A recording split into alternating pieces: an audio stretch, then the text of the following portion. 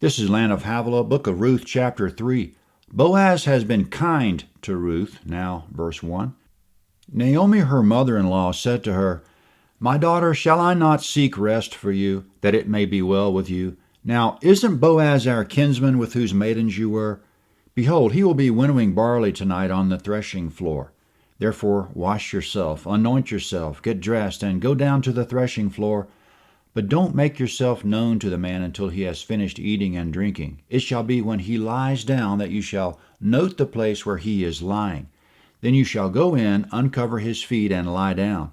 Then he will tell you what to do. She said to her, All that you say I will do. Comment. In verse 1, Naomi says to Ruth, Shall I not seek rest for you? She feels a responsibility to be a matchmaker for Ruth. She has Boaz in mind because he's a kinsman, and it's here we have to understand the law and tradition of Israel.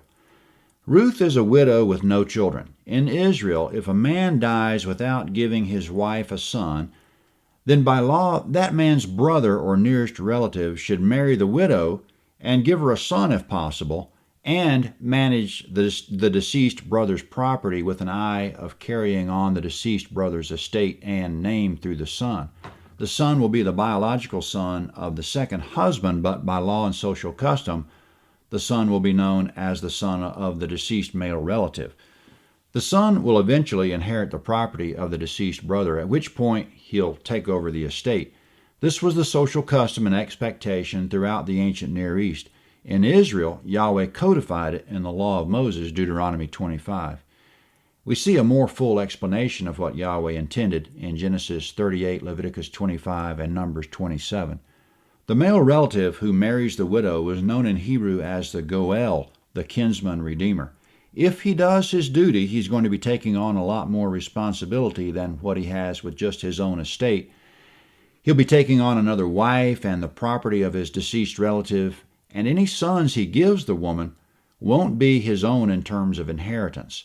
The catch is that the male relative doesn't necessarily have to take on the duty of the male kinsman. For one thing, there's no enforcement of the law by any human authority. For another, Yahweh did leave some wiggle room in the law for the male kinsman, especially if he's not an actual brother of the deceased, so that he doesn't necessarily have to take up any responsibilities. But depending on how close he is in relationship to the deceased, he might suffer in terms of his reputation to a greater or lesser degree if he doesn't marry the widow. So for a man like Boaz, who is somewhat removed in relationship, since he's not an actual brother, it might be just a matter of honor or dishonor, but not necessarily a matter of strict obligation, and maybe not a matter of dishonor at all, depending on how close the kinship is. Bottom line, in Boaz's case, he doesn't necessarily have to marry Ruth by a long shot, but Naomi wants Ruth to give it a shot. Naomi knows that Boaz will be spending the night at his threshing floor tonight, winnowing barley. To winnow means to throw the grain up into the wind so that the stalks and chaff are blown away. Probably there will be some servants there doing the labor of the winnowing, and Boaz will be there to guard the grain and also to give his servants part of the harvest and to eat and drink with them in celebration, and he'll even sleep there to guard the stack of grain until he can get it all gathered up and put in safe storage. Ruth has agreed with Naomi's instructions to bathe, put on perfume, get dressed up, and go to the threshing floor. She's going to keep her distance from Boaz and notice where he lies down. Then she's going to do something that for practical purposes is a flat-out proposal of marriage. She's going to lift up the cover at his feet and get under it. In our culture, this would simply mean she intends to be promiscuous, but we can gather that promiscuity was much more rare in that culture than it is in ours. If Boaz accepts her under the cover, he'll be agreeing to marriage. So this is a big, big moment for Ruth and Naomi. Ruth is following Naomi's instructions as we go to verse 6. She went down to the threshing floor and did everything that her mother-in-law told her. When Boaz had eaten and drunk and his heart was merry, he went to lie down at the end of the heap of grain. She came softly, uncovered his feet, and lay down. At midnight the man was startled and turned himself, and behold, a woman lay at his feet. He said, "Who are you?" She answered, "I am Ruth your servant. Therefore spread the corner of your garment over your servant, for you are a near kinsman." Comment. In other words, Ruth is saying, please perform the duty of the near kinsman. Marry me, take over the property of my dead husband, and give me children. Verse 10. He said, You are blessed by Yahweh, my daughter.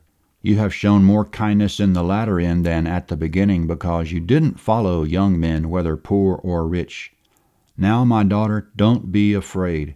I will do to you all that you say, for all the city of my people knows that you are a worthy woman. Now, it is true that I am your near kinsman. However, there is a kinsman nearer than I. Stay this night, and in the morning, if he will perform for you the part of a kinsman, good, let him do the kinsman's duty. But if he will not do the duty of a kinsman for you, then I will do the duty of a kinsman for you, as Yahweh lives. Lie down until the morning. She lay at his feet until the morning, then she rose up before one could discern another. For he said, Let it not be known that the woman came to the threshing floor.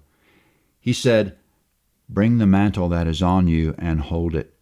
She held it, and he measured 6 measures of barley and laid it on her. Then he went into the city.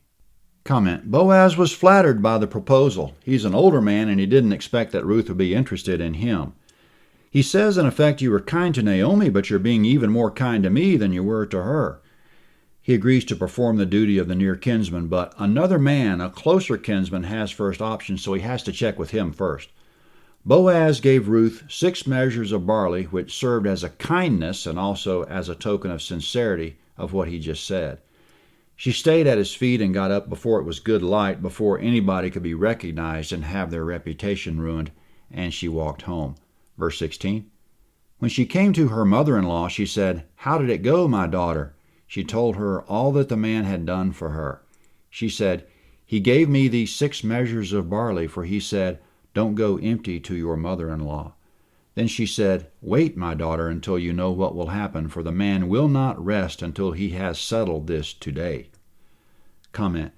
A man of substance and character will take care of something like this right away. He told Ruth what he was going to do, and he won't be slow or delinquent to make good on it. Boaz will take care of business in the next chapter, which will be Ruth 4 at landofhavilah.net, Ruth 4.